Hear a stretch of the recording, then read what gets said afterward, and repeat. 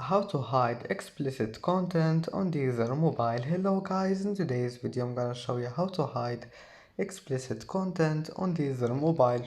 First then open Deezer and here you will find the settings icon here in the top corner and scroll down. Here you will find it explicit content add now. All you need to do is just click on it and here you will find the do not recommend explicit content, and here all you need to do, you will find it like that and then just enable it, and here you will find hide explicit content, and now just